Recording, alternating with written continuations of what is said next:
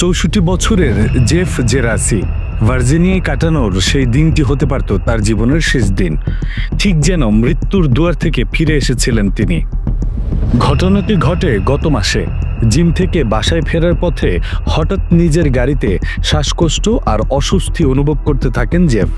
Heart attack হয় তার। চলন্ত পথেই গাড়ির নিয়ন্ত্রণ হারিয়ে সাইনবোর্ডে ধাক্কা খায় তার গাড়ি। আর কাকতালীয়ভাবে গাড়িটি থেমেছিল ঠিক এক কার্ডিওলজিস্টের চেম্বারের সামনে। নিজের চেম্বারেই ছিলেন ডক্টর দীপক তালরেজা। তিনি সেন্টার হেলথের একজন হৃদরোগ বিশেষজ্ঞ।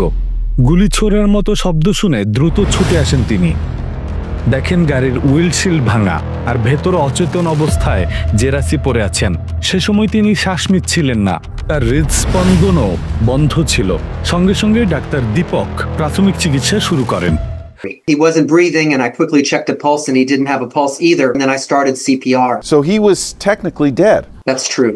তালরেজা বলেন ওটা আসলে হঠাৎ কার্ডিয়াক ডেথ ছিল।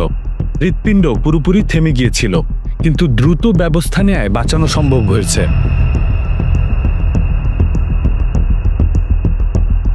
জেরাসি বলেন, জেগে দেখি হাতে নানা যন্ত্র লাগানো, চারপাশে সবাই ব্যস্ত।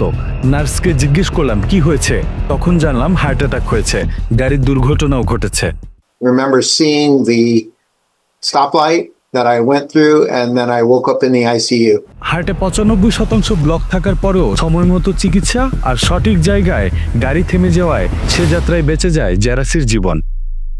রাকিব বিন কুদ্দুস, খবরওয়ালা।